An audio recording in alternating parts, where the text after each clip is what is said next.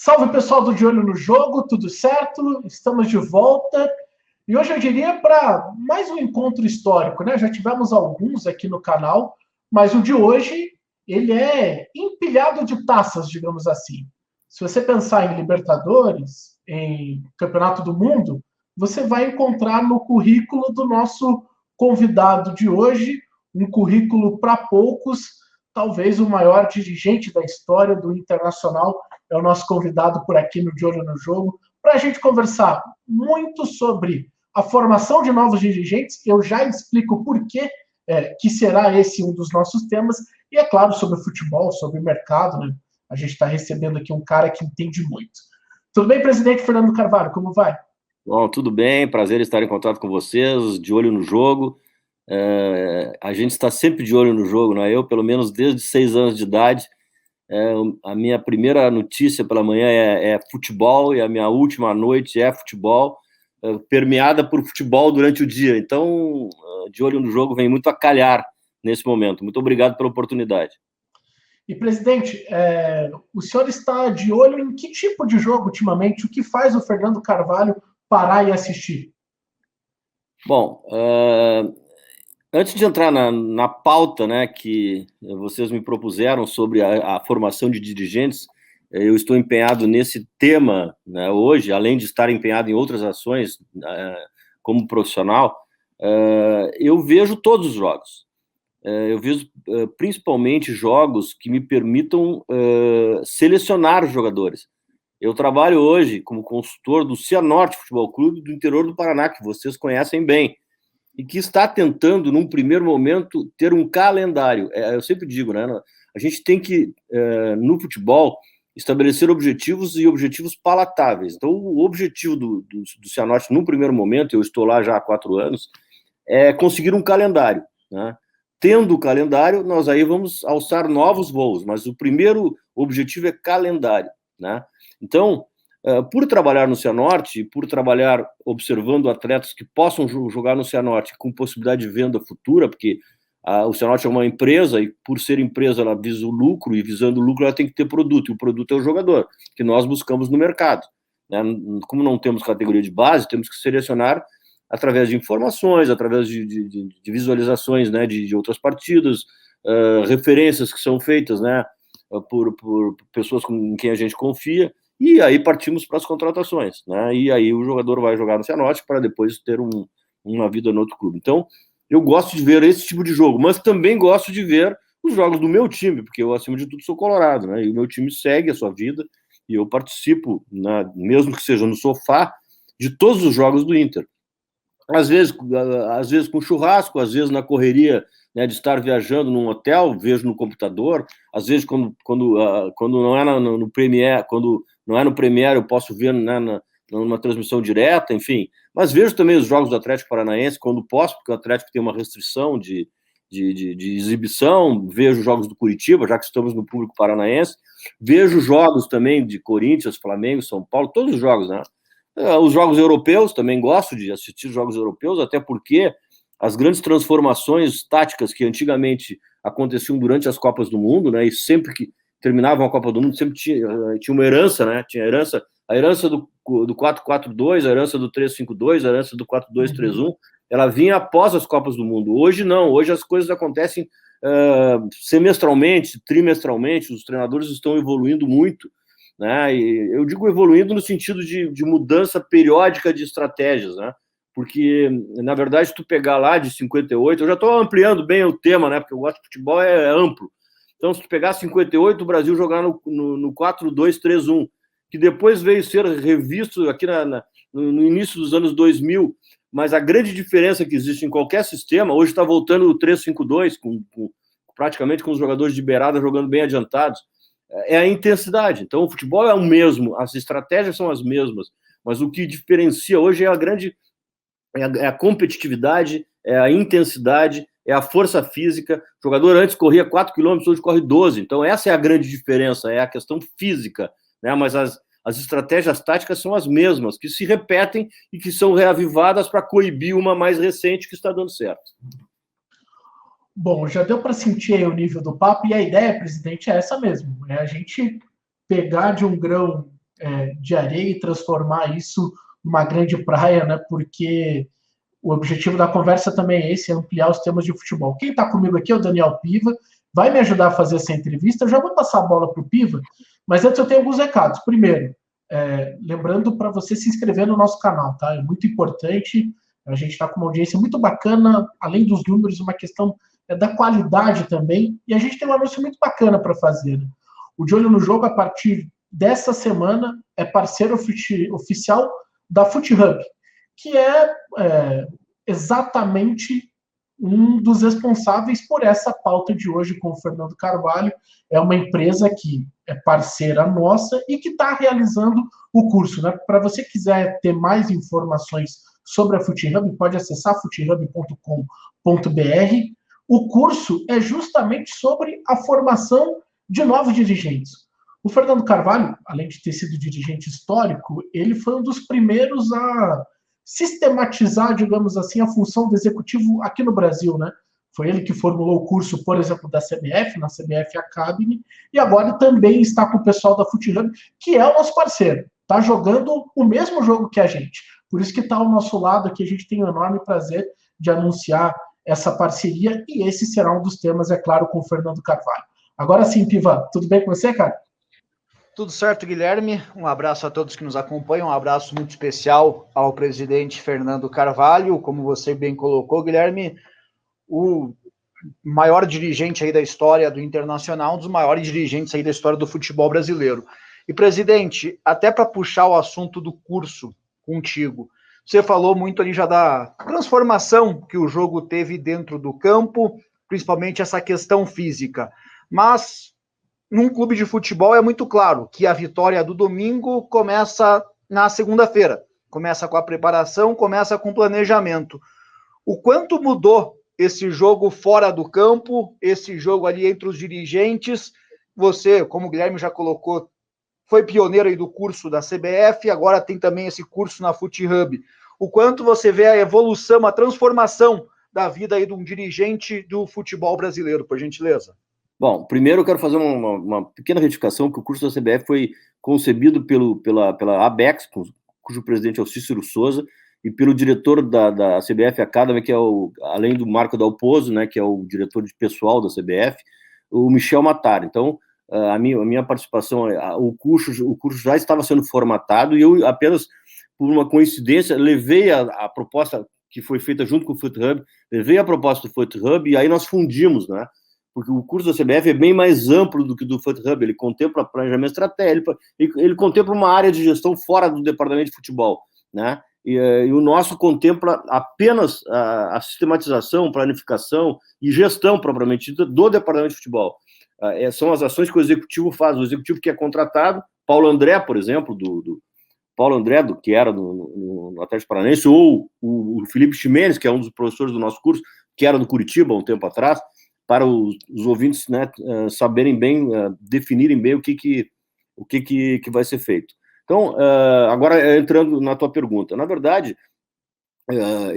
essa atividade ela começou muito lá atrás, a do executivo de futebol, né?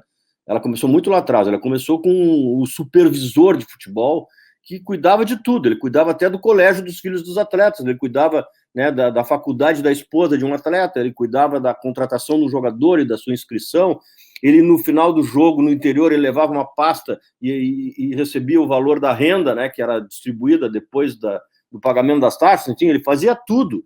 Aí, na hora da compra dos alimentos, ele que fazia as compras no mercado, ele que determinava o cardápio para a tia da cozinha. Então, era uma atividade ampla, né, que depois foi sendo sistematizada. E por que eu cheguei, né, nesse conceito atual e nessa formatação de curso? Porque eu fui tudo no meu clube, né?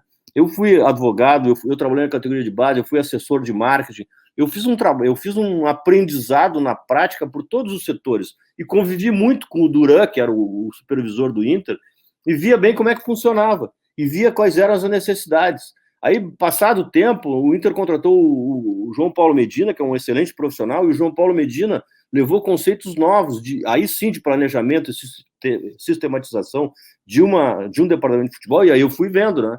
Então, aí, atendendo a tua pergunta, futebol tu não ganha na semana, tu ganha no trabalho anual. tu ganha no trabalho antes do ano, né? Tu ganha com ideia, com planejamento, né? Cuidando de detalhe, né? Cuidando da formação do grupo, cuidando da formação da comissão multidisciplinar, cuidando da cultura do clube. Tu não pode assim, um executivo é contratado no clube hoje. O clube gosta de futebol de contato físico, futebol de competição. Ele não pode trazer um futebol de toque. Ele não pode trazer um treinador ou contratar jogadores que tragam futebol de toque, né? De futebol assim, de malabarismo. Não. No Sul, por exemplo, nós gostamos de futebol competitivo, né? De futebol de contato físico, viril, muitas vezes levando em consideração a bola aérea, ganhando na força física, né? As mudanças ocorrem, claro, culturalmente. Por exemplo, o Grêmio alterou a sua cultura nos últimos anos, mudou a forma de jogar. Antes jogava na era Filipão, com bola alçada na área, 3 toques, bola na área. Hoje não. Hoje é um futebol refinado, é um futebol de toque. Mas isso fez parte de uma alteração que o resultado positivo acabou consolidando, né? Então, eu estou falando esses exemplos para vocês verem. O executivo tem que pensar tudo isso hoje. Ele tem que levar tudo isso em consideração para implementar o seu trabalho. Ele não pode entrar no clube sem conhecer a cultura do clube. Ele não pode entrar no clube sem saber que estrutura ele tem. A minha estrutura é precária, não é precária? Quanto é que eu tenho para gastar? Eu vou gastar em estrutura ou vou gastar em contratação? Porque, normalmente, o dirigente estatutário, ele quer ganhar, né? E eu já fui dirigente estatutário, hoje não sou mais nada, né? Sou apenas um consultor do Cianorte e professor, aí tento ser, né? Mas eu tenho essas noções, eu tenho essa ideia, eu formei essa ideia. E formei essa ideia não só quando acertei, mas também quando errei, né? Porque durante muito tempo a gente faz coisas erradas que tem como repercussão o revés. Daqui a pouco tu começa a fazer certo, tem como repercussão a vitória, né? Então, felizmente, nós tivemos um período que foi permeado por alguns insucessos, mas teve sucesso no internacional exatamente porque sempre, né, nós, o grupo de trabalho, não era só eu, né, procurava trabalhar com planejamento, com uma visão de futuro, uma visão de permanência no tempo, né? Claro que demitimos o treinador, mas sabíamos que era errado, né? Tínhamos escolhido mal, ou tínhamos tomado uma iniciativa equivocada ao demitir, né? Enfim, essas coisas nesse curso nós procuramos trazer metodicamente, né? Metodologicamente, né? Planejamento, sistema, né? Pesquisa. Hoje o futebol, que não é uma ciência, ele trabalha muito com a ciência, e a ciência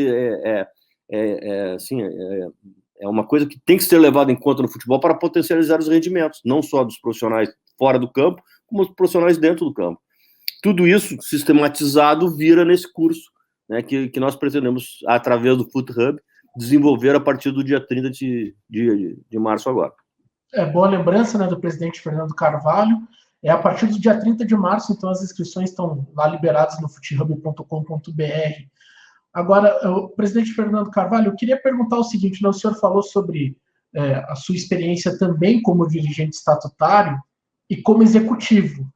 São duas áreas que precisam conversar muito, mas que têm cabeças e tomadas de decisão, muitas vezes, completamente diferentes. Como que o senhor vê essa convivência do executivo, que, como remunerado, é uma função nova, o senhor falou sobre uma função geral no clube, que já existia há algum tempo, mas ainda era quase nesse papel estatutário, né? Mas agora como um executivo, um cara que é o remunerado, esse profissional que trabalha no Inter, trabalha no Atlético Paranaense, trabalha no Curitiba, é um cara de mercado e tem que conviver com o dirigente estatutário. Como que o senhor vê essa convivência e como seria ela idealizada, né, para ter um bom resultado? Bom, primeira referência que eu faço em atenção à tua pergunta é que há uma evolução visível no mercado brasileiro em proveito da utilização efetiva com autonomia do dirigente, do executivo contratado. Isso é uma evolução, é uma tendência e é uma exigência futura que a própria CBF fará, né? A CBF vai determinar daqui a algum tempo, através de uma legislação que está sendo concebida no Congresso Nacional, de que o executivo seja preparado e tenha o curso da CBF academy. Isso será uma exigência futura, tal qual é hoje do treinador. Então, para chegar nessa função, o executivo terá que passar por essa, vamos dizer, além da experiência prática, né, de ter sido ex-jogador, ou ter sido um dirigente estatutário, seja lá que função tiver, ele terá que passar por esse curso da CBF. A partir daí, os dirigentes estatutários terão que ter a consciência de que aquela atividade, que aquela função, ela tem que ter poder, né? Claro que não se dará a ela o poder presidencial, o poder da última palavra, o poder... Não. o poder de implementar o que for preconizado pelo Conselho de Gestão. Nós teremos um Conselho de Gestão em cada clube, a maioria dos clubes hoje é gerida por Conselhos de Gestão. Esse Conselho de Gestão traça e delimita, né, os seus objetivos, a sua forma, né, essa história cultural. Como é que nós queremos, né? Como é que nós queremos o nosso time? Nós queremos um time que jogue atacando, um time que jogue de uma forma reativa, né? E aí o executivo de futebol vai implementar o trabalho, contratando o treinador que tenha como característica aquele tipo de futebol reclamado pelo Conselho de Gestão, que, por sua vez, representa o torcedor, né? Representa a história do clube. É claro que, necessariamente, nós devemos ter uma mudança de conceito, porque é muito comum hoje, né? Ainda hoje, mais ainda no passado, eu falo disso porque participei de situações como essa, de tu contratar o treinador que está à disposição, não, o treinador que não está empregado, né? Ou contratar um treinador que não tem a ver com a tua ideia de futebol, ou com o grupo de jogadores que tu tem, né? Contratar o treinador apenas pelo acerto salarial, né? O treinador está no exterior, liga para o treinador, quanto é que é o teu salário? É 50 mil, então vem trabalhar comigo, ele aceita e vem, né? Isso não pode ser feito mais, né? Isso já passou a época que isso era comum e era praticado no futebol brasileiro. Hoje, né, o dirigente executivo, o executivo profissional, ele tem uma série de requisitos para seguir, né? E nesse curso nós trazemos exatamente isso. Uma reunião para contratação de treinador, ela não dura menos de um dia, né? Tu tem que saber tudo que o treinador pensa, tudo que ele conhece do teu clube, qual é a estrutura que ele vai encontrar, tem que mostrar a ele que tipo de futebol ele ambiciona, que tipo de jogador ele vai encontrar e se ele gosta do jogador que ele tem. Porque muitas vezes o treinador de fora tem uma ideia de que o jogador A, B ou C não gosta do tal jogador, né, que é ídolo do clube. Como é que ele vai chegar lá e tirar o jogador? Vai causar um impacto? Jogador que, sei lá, tem coisas que tem que ser conversadas antes, né? E o dirigente estatutário, muitas vezes, ele decide as coisas ao sabor da emoção. Ele decide as coisas ao sabor da pressão da torcida. E hoje nós temos vários canais de pressão, né? Temos a pressão da imprensa, nós temos a pressão dos torcedores e temos a pressão das redes sociais, que, em última análise, são os próprios torcedores. Então, quem não tiver a cabeça fria, quem não tiver a razão para decidir, certamente vai alterar procedimentos, vai alterar conceitos. E a alteração de conceitos não permite que haja consolidação desses mesmos conceitos, porque muitas vezes eles, para serem implementados de uma maneira correta, eles têm que ter tempo, né? Tem que exercitar, tem que repetir. Futebol é repetição, né? As coisas acontecem repetidas vezes, para depois dar certo. Né? Então, eu assim, mais fiz esse roteiro de manual aí para os executivos em cima de erros. Né? E muitas críticas que eu faço aqui, eu estou fazendo autocrítica, não estou querendo criticar ninguém, né? Porque eu já fiz e já deu errado. Porque quando eu fiz o contrário, deu certo. Né? Quando eu mantive treinador, quando eu mantive 70% do grupo de jogadores, quando um jogador era criticado pela imprensa e pela torcida, ele era preservado, mas depois voltava e dava certo, né? Se a convicção que tu tens a respeito do atleta é de que ele vai dar certo, preserva, ajuda, auxilia, né? Então, tudo isso, né, são aprendizados que a vida te traz. E tudo isso a gente minimamente tentou organizar, né, e transmitir aos alunos que fizerem parte do nosso curso. Ô Daniel, só me permita aproveitar esse gancho com o presidente para tentar tirar do senhor um exemplo desse tipo de relação e até de erro mesmo que o senhor considera que tenha sido na escolha de um treinador, de não ter passado um dia conversando com ele, por ter escolhido um técnico mais pela cabeça dos outros do que pela sua. O senhor consegue encontrar um exemplo para nos dar? Assim? Não, eu vou dizer assim, ó, eu não gostaria de citar nomes, né? Eu posso citar nomes dos treinadores que passaram comigo, que eu demiti, né, e que errei. Isso eu posso dizer, mas não posso dizer um treinador que eu contratei e me arrependi. Isso eu não vou fazer, né? Até em consideração ao treinador, porque acho que não fica bem. Né? Então eu vou contar, vou te dizer uma história, vou te contar uma história que aconteceu comigo num momento, duas histórias, né? Duas histórias que aconteceram comigo. Eu, como vice-presidente de futebol, em 1988, eu tinha 32 anos de idade, fui convidado para ser vice de futebol do Inter e eu não estava preparado. Eu hoje reconheço que eu não estava preparado. Foi antes da hora. Eu antecipei cenários, eu queimei etapas e aceitei. E o treinador da época era o Enio Andrade, né? O Enio Andrade é um treinador que trabalhou no Curitiba depois, trabalhou no Inter, anteriormente havia trabalhado, campeão brasileiro invicto, trabalhou no Cruzeiro exitosamente, em vários clubes, era um grande treinador, um dos maiores treinadores que o Rio Grande do Sul teve até hoje. Quando eu assumi, o Enio Andrade já estava contratado. E aí a imprensa começou, a imprensa, né, gaúcha, por eu ser muito jovem e por ter sido contratado depois do treinador já estar contratado, ela sistematicamente dizia que eu não mandava nada, que eu não tinha ascendência sobre o treinador, que eu tinha que pedir licença para entrar na sala. E eu fui me abatendo com isso, eu fui sofrendo essas críticas, e as críticas acabaram fazendo sentido para mim, né? Então eu passei, ao invés de superar esse tipo de coisa, de ter habilidade, de ter racionalidade para superar esse tipo de crítica, como efetivamente havia internamente, não um confronto, mas o Enio era um treinador experiente e dificilmente ele levava em consideração algumas coisas que eu dizia, eu preferi simplificar e demitir o treinador. Claro que tinha resultados negativos, claro que o time não estava rendendo, mas eu poderia ter esperado mais, eu poderia ter assimilado mais aquele tipo de crítica que era feita, né? E eu agi em cima da emoção e em cima das críticas. O que é o pior remédio para um dirigente, eu posso dizer, contando para vocês esse equívoco que eu cometi, né? É o pior remédio, é agir em cima de crítica, agir em cima de pressão. Né? E acabou sendo demitido o Enio Andrade e as coisas acabaram não dando certo na sequência. Né? Eu acabei sendo demitido depois. Na sequência, eu acabei sendo demitido depois, com razão. Vamos deixar bem claro, com razão. Eu deveria ter sido demitido mesmo.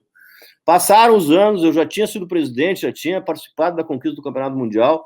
Nós contratamos o Tite, que é um dos melhores treinadores que existem no país.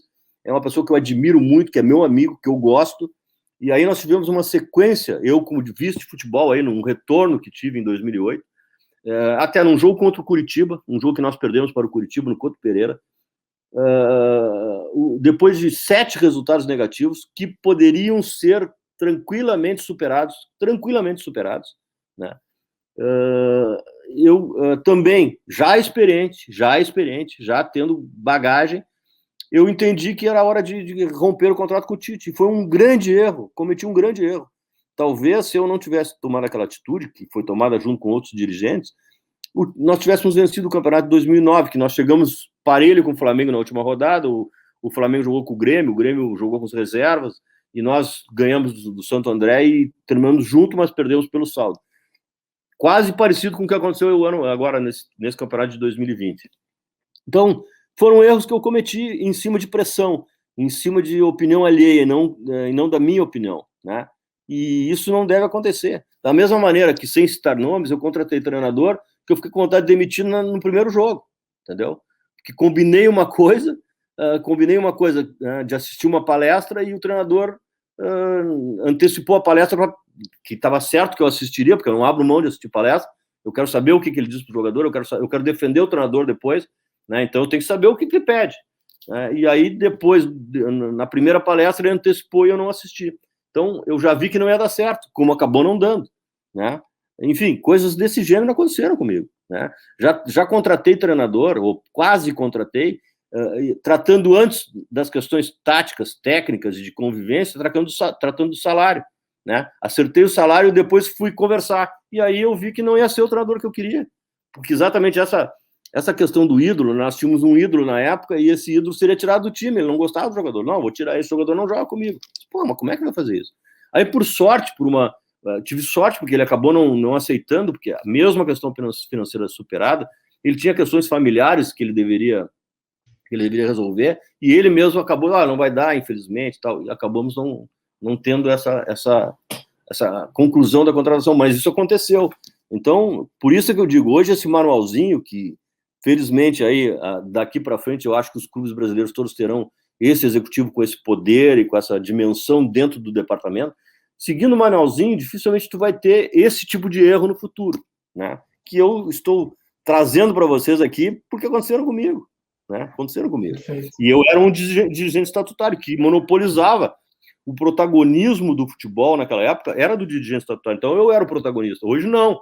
Hoje tem que ser tem que ser o executivo contratado, o profissional que se prepara, que conhece o mercado, né? É claro que eu tenho a pretensão de estar atualizado com o mercado. Naquela época eu pretendia estar, né? Procurava saber, conhecer as coisas, mas se tu tem uma dedicação exclusiva, como é o caso do executivo contratado, é muito melhor, ele vai estar muito mais aparelhado, muito mais em condições de tomar decisões do que o estatutário, que trabalha na sua atividade privada, que vai no clube às 5 da tarde, que vai no clube, né, depois da hora, que não tem tempo de estar 24 horas à disposição, como é necessário num setor tão importante. Que experiências, né? Que histórias fantásticas. Daniel, vamos lá. Um outro aspecto que eu queria abordar com o presidente, uma das atrações do curso é o professor William Thomas, que é diretor aqui no Atlético Paranaense. O presidente já falou aí, dando alguns exemplos de clubes que mudaram a filosofia, citou o Grêmio, mas o Atlético é um caso parecido, podemos colocar assim. O Atlético foi campeão brasileiro, conseguiu times históricos como 2004, 2005, apostando muito em contra-ataque, com muita velocidade, na transição ofensiva. E de 2016 para cá, com Paulo Autuori, William Thomas e vários outros profissionais, decidiu aí passar a ser um time mais propositivo, um time que gosta mais de ficar com a bola, propor mais o jogo. Você já falou um pouco desse aspecto, presidente, da questão da mudança de filosofia do clube, mudança de cultura do clube. Mas eu gostaria de aprofundar um pouco mais nessa questão. Até que ponto essa mudança tem que partir da direção, do presidente, dos dirigentes eleitos, ou então dos profissionais ali, o executivo do futebol, o técnico do futebol, apenas exemplificando aí o caso do William Thomas, que estava envolvido no Atlético no momento dessa mudança. Hoje, novamente, voltou ao clube, não comentando o trabalho dele em si, mas apenas para mostrar como tem diferentes perfis aí de dirigentes, porque aqui no estado do Paraná a gente já teve, por exemplo, executivo de futebol que acabou pegando, na visão da torcida e imprensa, a chave do clube. O Atlético do William Thomas tem um departamento muito forte, muito grande por trás, e ele acaba liderando. E teve aí também essa questão da ruptura da filosofia. Gostaria que você falasse um pouco dessa questão, como que é um momento como esse, na sua visão, de mudar a filosofia, mudar a cultura de um clube, por favor. Bom, na verdade, aproveito a oportunidade para exaltar o trabalho do William Thomas, que é um estrategista, né, principalmente em planejamento estratégico. Ele vai nos ajudar nesse curso, ele vai participar da aula que contemplará o planejamento estratégico. É um grande profissional, é gaúcho, né? É gaúcho, com formação aqui, e depois correu o mundo e acabou, né, parando no Atlético Paranaense. Teve no Bragantino também, outros clubes importantes. Bragantino não, no RB Brasil, segundo, se bem me lembro, né? Mas não vem ao caso, vem ao caso a competência dele em todas as áreas que tem atuado, principalmente no Atlético Paranaense, onde ele é um dos mentores de toda essa grande transformação. Na verdade, o Atlético Paranaense, ele é sempre avançado, né, nesse quesito modernidade, desde lá de 2001, 2000, por ali, né, quando o Petralha passou a ser o dirigente. O Petralha, ele é uma pessoa polêmica, né, mas ele tem excelentes ideias sobre futebol, e ele dá espaço para que essas grandes ideias sejam implementadas e hajam essas alterações. Então, especificamente, né, essa transformação, quando ela deve ocorrer, quando ela vai ocorrer ou quando ela ocorre, ela depende primeiro de quem manda no clube, né? E quem manda no clube, segundo os poderes constituídos, é o Conselho de Gestão hoje, na maioria dos clubes. Então, deve partir do Conselho de Gestão. Claro que, se partir do executivo de futebol, do núcleo futebol, deve ser uma matéria exposta ao Conselho de Gestão, que aí vai concordar ou não, né? Vai concordar ou não. Hoje em dia, o mundo todo, né, nós vivemos um momento de prevalência da posse de bola. Hoje, a posse de bola é o que campeia no mundo, né? Nós sempre, há muitos anos, nós temos as duas escolas, né? Quem quer ter a bola e quem quer ter o espaço, né? Quem quer ter a bola é o Guardiola, quem quer ter o espaço é o Mourinho, para citar os dois maiores exemplos dos preconizadores das duas escolas, né? Então, eu particularmente acho que tudo depende do que tu tem, né? Se tu tem orçamento, se tu tem estruturas, se tu tem jogadores, né, treinados para tal, que tem qualidade, se tu tem treinadores treinados, como tem o Guardiola no Barcelona, ou no Manchester City, ou no Bayern de Munique, eu vou propor o jogo. Mas se eu não tenho, eu vou trabalhar como Simeone, né? Se eu não tenho os melhores jogadores, eu vou trabalhar como Simeone, eu vou trabalhar como Mourinho, né? Eu vejo assim. E as grandes mudanças de cultura, elas acontecem nesse cenário. Eu posso fazer, eu tenho condições de fazer. O Grêmio, que mudou a sua cultura, o Grêmio vinha treinado pelo Filipão. mas estava se estruturando. Vinha perdendo há algum tempo. Com o futebol do Filipão, ou antes do Filipão, de outros treinadores, ele não estava vencendo. Daqui a pouco sai o Filipão, entra o Roger, que é uma cabeça nova, uma cabeça moderna, é uma cabeça que pensa futebol dessa forma, posse de bola, treinamento, repetição. Aí o Roger conseguiu, né, alterar completamente a forma de jogar do Grêmio, que historicamente teve sucesso, com a forma Filipão. Lá atrás, vocês não conhecem esse nome, Oswaldo Rola. Eu sou lá da década de 60. Oswaldo Rola era o futebol de força.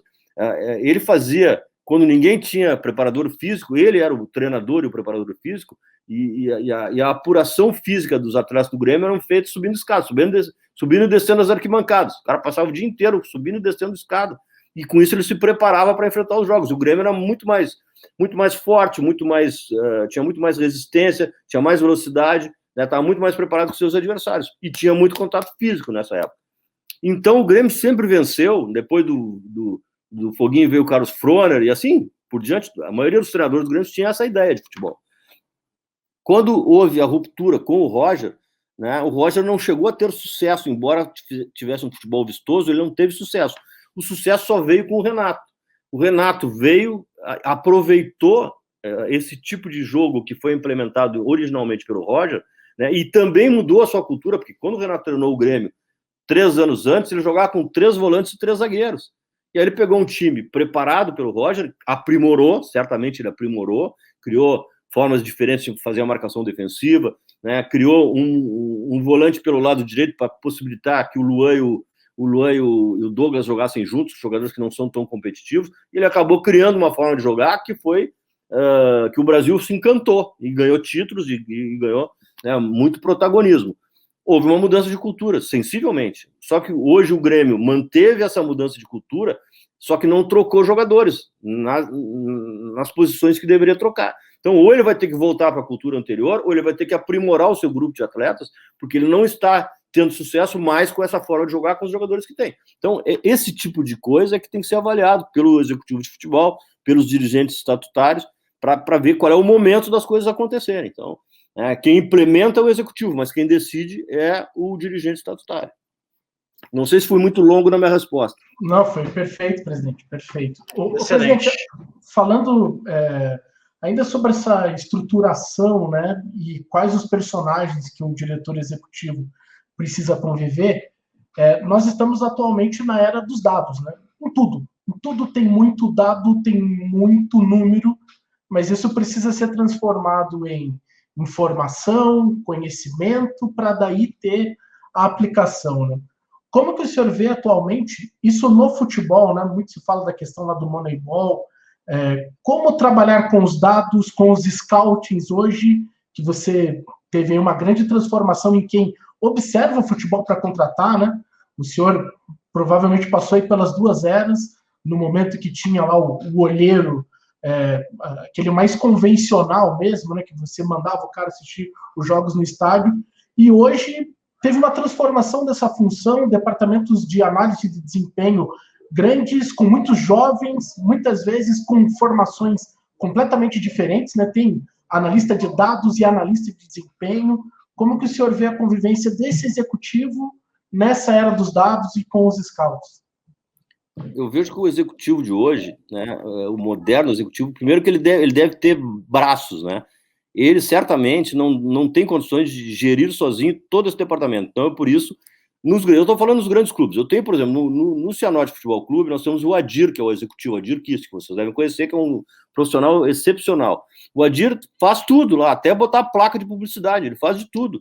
Então, dependendo da estrutura, né, o executivo de futebol tem que lançar a mão de vários profissionais, né, que vão auxiliar tanto na área gerencial, mas acima de tudo na área técnica. Então, o executivo de futebol hoje, ele tem que ter conhecimento de legislação superficial, porque ele vai fazer contratos, ele vai prometer valores para os contratados, e ao prometer valores, né, principalmente para quem é de fora, ele vai ter que saber qual é a retenção de imposto de renda, quais são as contribuições sociais, quais são as contribuições, né, de fundo de garantia, ele vai ter que saber disso. Então, ele tem que conhecer a legislação.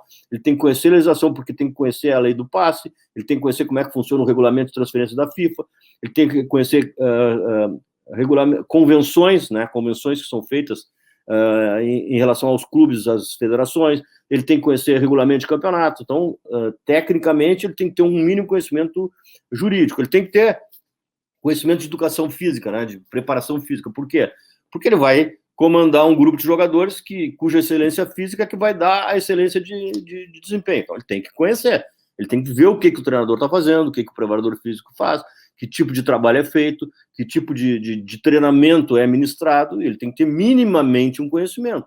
Claro que ele pode ter um preparador físico permanente na casa, com quem ele vai se aconselhar, né? Assim como ele pode ter um advogado no setor do departamento de futebol para fazer os contratos, mas a primeira visão, a primeira tratativa, ele tem que ter. Assim como tem que ter conhecimento de nutrição, então ele tem que ter vários conhecimentos, né? Mas também pode lançar mão de vários profissionais de outras áreas, e isso se chama comissão multidisciplinar. O futebol, como eu disse, não é uma ciência, mas ele tem que lançar mão da ciência. E agora, na área de scouts, nós temos analista de desempenho do próprio time, analista de desempenho do adversário e analista de desempenho do mercado, né? E temos um outro tipo de analista, que é o analista do detalhe da atuação de cada jogador, né? Por exemplo, hoje uma coisa muito moderna que tem é a análise da visão periférica, né? Principalmente em categoria de base. O jogador que tem visão periférica de 360 graus, ele pode jogar como meio campo. Mas se ele tem uma visão periférica de 80 graus, de 90 graus, ele não pode jogar no meio campo, porque ele tem uma visão muito curta. Ele pode jogar do lado, ele pode jogar, né, numa posição restrita. Então, esse tipo de análise é uma ferramenta que a ciência está dando para os administradores do futebol que não dava antes no meu tempo. Eu não sabia disso. Muitas vezes, né, por exemplo, o Clayton, que jogou no Atlético Paranaense, jogou no Inter, foi um bom jogador, ele tinha uma visão periférica limitadíssima. Por quê? Porque ele tinha uma visão no olho direito ou esquerdo que era 3%, 4%, né? E ele não tinha, então, a possibilidade de desenvolver plenamente o seu jogo, o seu futebol, jogando no meio campo. E ele jogou a vida inteira no meio campo. Se o Clayton aparece hoje, com aquela força que ele tem, né, com aquela garra, aquela determinação, se ele fosse colocado no lado, numa lateral, certamente ele teria um rendimento superior, né? Então, essas coisas hoje, as ferramentas de hoje te permitem isso, né? Eu, quando era dirigente e observava o mercado, eu tinha pessoas com quem eu confiava. Eu confiava no Lisca, eu confiava no Guto Ferreira, que trabalhavam comigo, né? Eu confiava no Jorge Macedo, no Newton Drummond, e através deles eu ia fazendo as leituras e chegava às minhas conclusões. Mandava o Guto viajar não sei quantos quilômetros para olhar um jogador, vai para o Ceará, vai olhar um jogador. O Lisca, que era mais dos meninos, né? O Lisca fazia essa avaliação dos meninos. Então, era assim que se fazia. Hoje não, hoje, por exemplo, o Inter tem um departamento chamado CAPA, que tem profissionais da mais alto gabarito, né? Tem o David Bandeira, o Rodrigo Weber, o Caco, são pessoas do mais alto gabarito, estão aí vasculhando o mercado mundial atrás dos jogadores e trazendo todos os levantamentos e os dados para os dirigentes. Então, é muito mais fácil, né? É muito mais fácil a atividade hoje, mas, ao mesmo tempo, é mais difícil, né? Por quê? Porque tu não pode errar, né? Com todos esses elementos que te são trazidos, tu não pode errar, né? Mas eu vejo como facilitado, sem dúvida nenhuma, o trabalho, né, do executivo, que vai ter toda essa gama de alternativas e essa gama de informações, não só do mercado, como do teu time. Hoje, eu falei anteriormente na Copa de 70. Na Copa de 70, de 58, um atleta corria, hoje o atleta corria 4 km, 2 km, 3 km. Hoje um goleiro corre 6 km. O Lomba, no Inter, corre 6 km, por incrível que pareça, né? E um atleta de lado de campo corre 13, 14 km. Então, esse tipo de dado tu tem que saber, até para avaliar fisicamente o atleta. Muitas vezes, o treinador tira o jogador do próximo jogo porque ele está exausto. Porque hoje tu tem como avaliar o secado do jogador. Antigamente tu não tinha. Então, são coisas que as ferramentas paralelas te trazem, te dão e permitem que tu faça uma avaliação usando a ciência. A ciência está presente no futebol como nunca esteve. E acho que cada vez mais estará para potencializar os resultados, né? Não só de atuação individual, como também de atuação coletiva. Explorando um pouco o lado aí da experiência do presidente como dirigente de futebol, você citou agora há pouco o Lisca, o trabalho que vocês desenvolveram nas categorias de base do Inter. E recentemente o Lisca concedeu uma entrevista bem interessante para companheiros da imprensa gaúcha, o Potter e o o Rafael de Vério, falando um pouco da transformação que você, Fernando Carvalho, presidente, promoveu nas categorias de base do Internacional, que é ali que o Inter passou a investir nas categorias de base e passou a colher frutos, revelando nomes como Rafael Sobis, Nilmar, Alexandre Pato, diversos outros. Gostaria que você falasse um pouco como foi esse trabalho, como que você vê essa relação hoje em dia da transição ali do atleta da categoria de base para o profissional, porque a gente vê muitos talentos na base acabando não conseguindo dar o passo seguinte no profissional, mas agora vários clubes estão apostando nesse time aqui, o Atlético, chamado time aspirante, no Rio Grande do Sul, Grêmio, time de transição em campeonato estadual ou jogos ali que o clube não prioriza. Gostaria que você falasse um pouco como foi esse trabalho da recuperação da categoria de base do Internacional, ou transformação, talvez a palavra mais correta, e como que você vê hoje esse momento aí que os clubes estão colocando esse time aspirante, transição, da denominação que cada uma acaba tendo a sua, por gentileza. Bom, primeiro, na verdade, eu sempre gostei de categoria de base, né? Sempre gostei, eu sempre estive envolvido com organização, mesmo na pelada. Eu participei de um grupo de pelada durante 30 anos. Claro, pelada sem nenhuma competitividade, era entre amigos, entre irmãos, médico, né, o pediatra dos meus filhos, né, e eu sempre fui organizador. E quando eu, de repente, me deparei como pai de atleta, porque meu filho jogou no Inter, né? Meu filho com 10 anos foi jogar no Inter, e eu me deparei com o departamento amador. E ao me deparar, eu fiquei assim impressionado com a desorganização, era muito desorganizado. Para te ter uma ideia da desorganização, em determinado momento, nós tivemos 3 grenais num só dia, e os atletas que jogaram o primeiro jogo tiravam a camiseta para que no segundo jogo, os atletas do Inter jogassem com a mesma camiseta, entendeu? Então, era muito desorganizado, tinha pouco material, tinha pouca... A visão do clube não era destinada às categorias de base. Então, os atletas que eram aproveitados eram os que apareciam. Tu não procurava jogador, tu não tinha olheiros no mercado. E aí eu tendo visto o fato do meu filho estar lá, eu tentei organizar a primeira categoria dele, né, como pai. Aí depois eu pedi para ser diretor, né, e me tornei diretor. E aí comecei a organizar todo o departamento. Organizamos, eram 8 equipes, aí uma comissão técnica para cada time. O mesmo sistema de jogo para todas as equipes, a numeração toda a mesma. Na época não se fazia essa numeração permanente, a numeração era de 1 a 11, né, e dando prioridade, o número 10 sempre era o volante, né, ideias assim que eu tinha, né. Por quê? Porque o volante, para dar uma ideia de solidário, o melhor jogador do time é o que é mais solidário, é o que ajuda mais os outros, porque se tu bota o número 10 no craque, o craque vai achar que é o melhor do time mesmo, não vai correr, não vai se esforçar.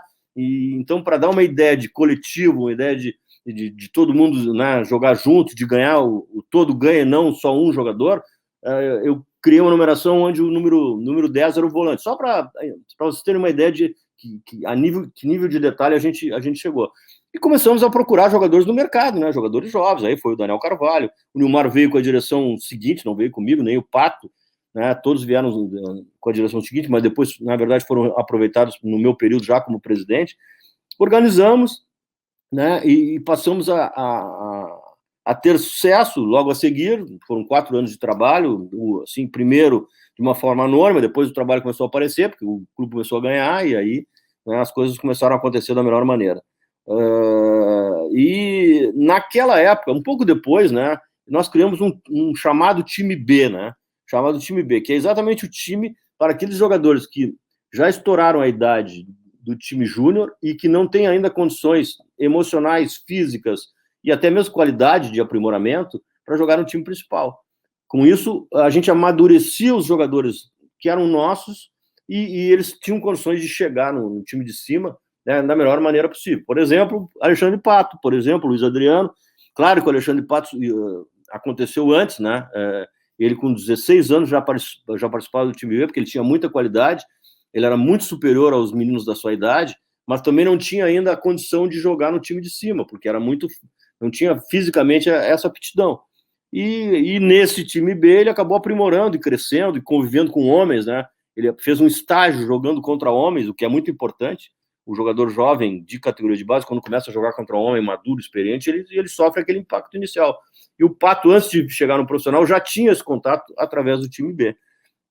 E, além disso, esse time B buscava jogadores que não tinham dado certo no Atlético, no Cruzeiro, no Palmeiras, né? Jogador com 21, 22 anos, que normalmente as pessoas acham que não tem mais condição de jogar, nós contratávamos, né? E aí tem os exemplos do Leandro Damião, tem o exemplo do Rodrigo Moleto, Marquinhos, que depois jogou em vários clubes brasileiros, que eram jogadores que tinham atuado em outros clubes, mas que tinham terminado a sua etapa como júnior e ficado livres e ido para o mercado, né? Então, diante disso, nós criamos esse time B, que é hoje o time de transição do Grêmio, do Atlético Paranaense, e eu vejo com ótimos olhos, né? Mas muitos clubes não estão fazendo isso, estão levando em consideração a questão financeira, que não é econômico, e também a falta de calendário, né? Não existe calendário para esse tipo de equipe, então eles acabam jogando ou no início de ano, como é o caso do Atlético Paranaense, ou então somente fazendo partidas amistosas.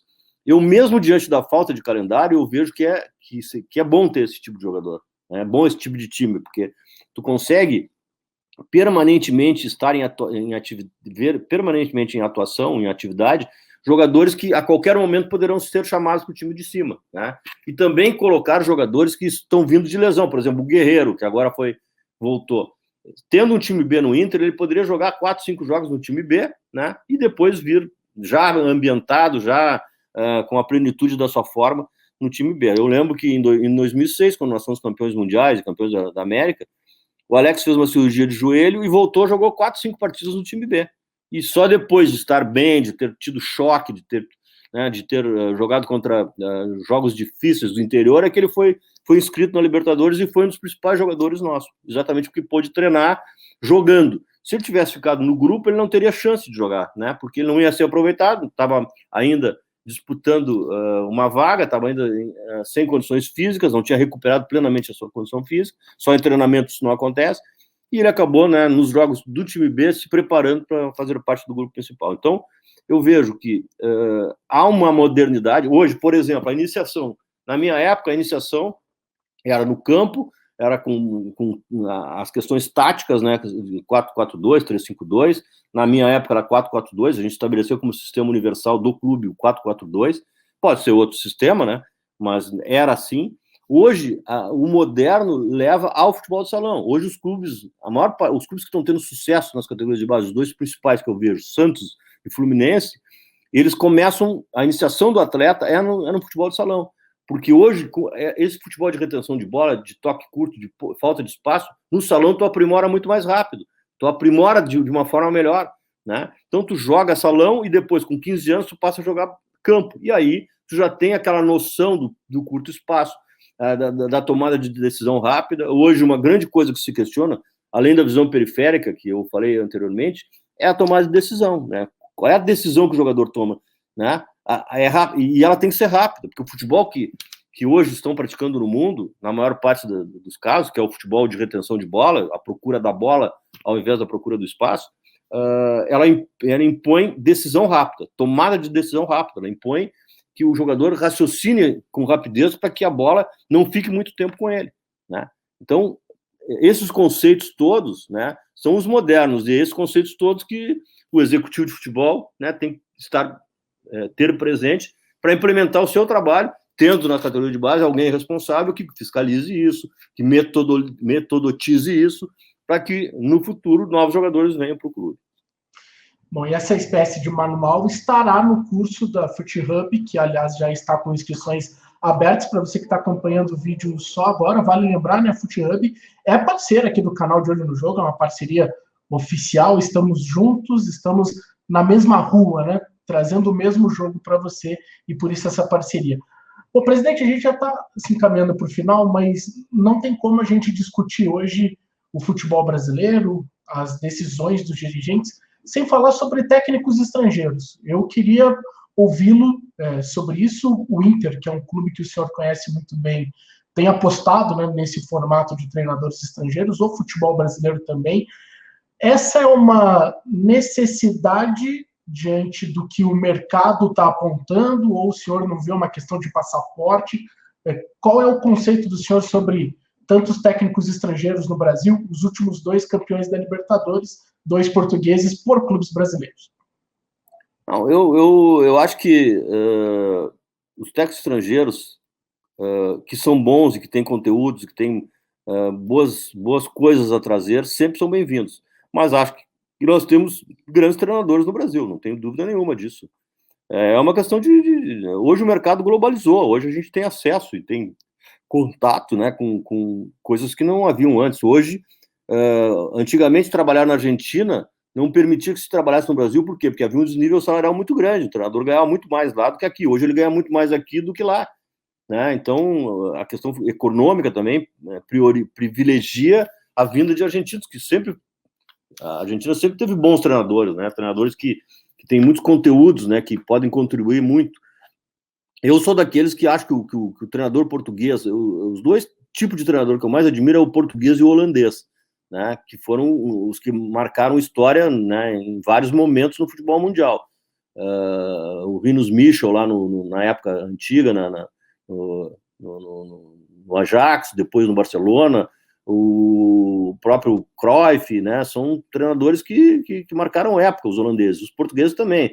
Nas últimas Copas do Mundo, o maior número de treinadores estrangeiros que havia eram quase todos portugueses, né?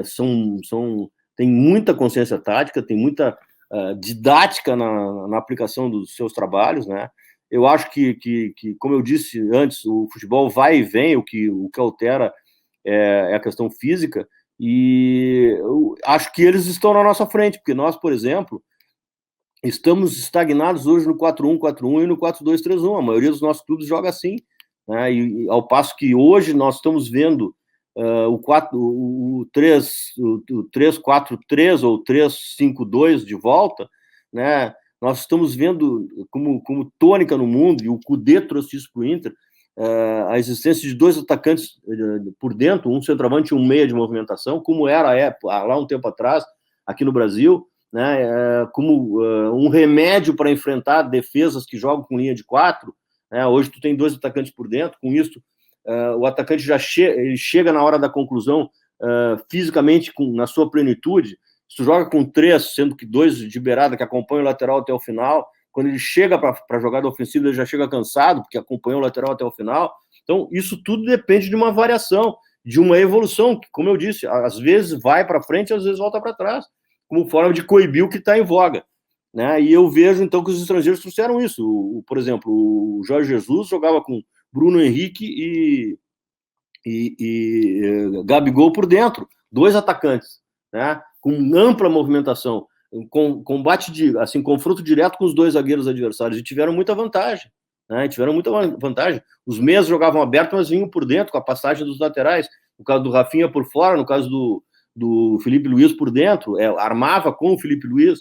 Então, essas coisas, esses conceitos, essas variações, hoje nós não temos no Brasil. E por isso os estrangeiros estão tendo, né, tanto sucesso. Eu vi uma entrevista no Sport TV, eu vi uma entrevista do Abel Ferreira, brilhante entrevista, porque ele deu exatamente isso, cara.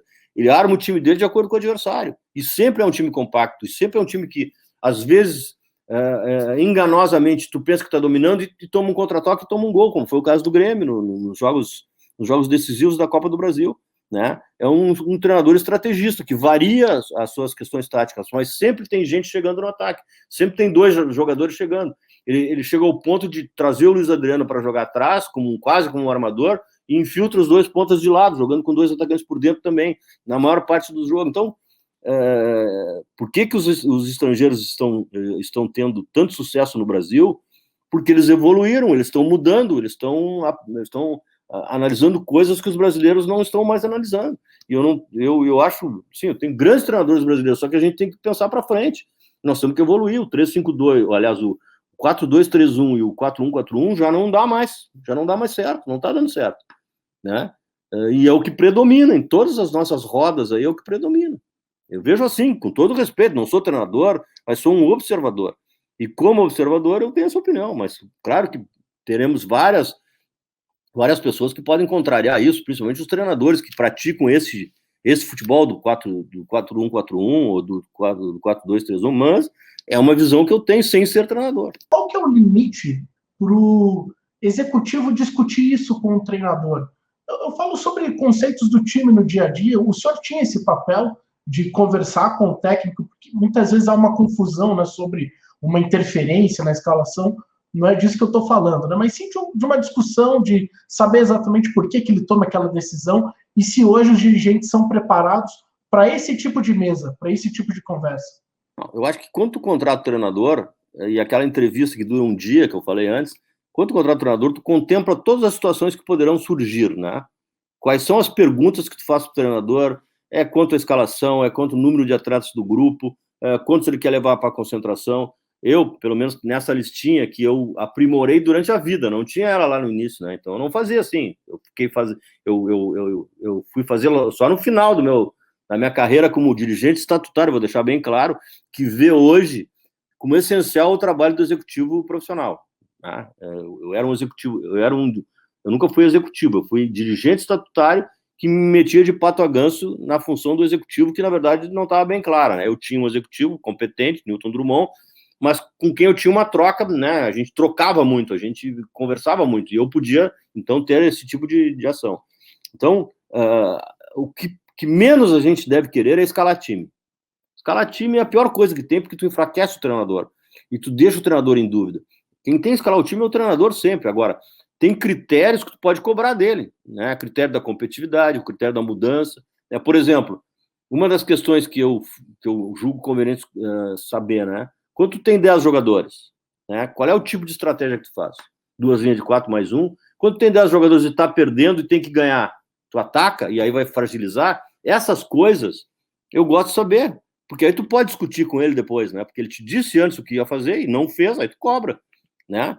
Ele vai, qual é o tipo de jogo que ele vai fazer? Não, para mim eu gosto de fazer assim, né? Antes mesmo de realizar, de acordo com o grupo, ele vai ver qual é a melhor estratégia. Aí tu vai cobrar dele se ele fez ou se ele não fez, ele disse que ia fazer e não fez, né? Enfim, eu, por exemplo, lá jovenzinho ainda, era do diretor de categoria de base, nós tínhamos uma ideia na categoria de base do Inter, que nós tínhamos que jogar 4-4-2, porque é a melhor maneira de tu ensinar jogador. O jogador que joga no 4-4-2, ele joga em qualquer sistema, né? E aí, o nosso treinador da época, da equipe júnior, gostava de jogar 3-5-2. Aí ele parou de usar o 3-5-2, mas volta e meia ele escalava 3-5-2. E aí, mesmo combinado, insistia, 2, 3 jogos, 3-5-2. Eu chamei, olha, não é assim que nós temos que jogar. Né? Eu não quero ganhar, eu quero formar jogador. Tá? Ganhar é bom, mas eu quero formar jogador.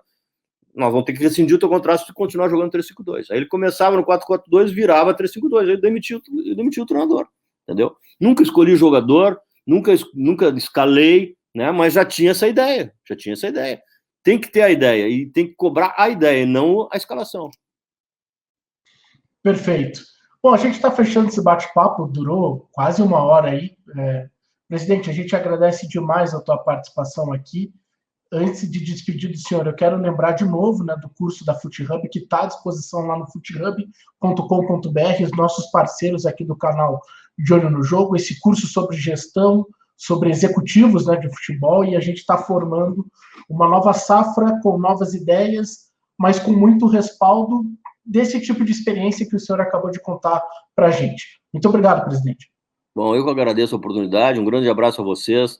Vamos seguir parceiro aí do FootHub, eu também sou um dos parceiros do FootHub, e tomara que a gente consiga ter uma boa convivência nesse curso e cada vez mais, né, revelando novos dirigentes que tenham essa visão moderna, essa visão de convivência dentro de um contexto, com ciência, que é o mais importante que eu vejo como evolução para a função. Muito obrigado a todos. Obrigado, presidente. Valeu, Piva. Até a próxima. Canal De Olho no Jogo, sempre voltando com conteúdos especiais. Se inscreva no canal, hein, gente. Valeu.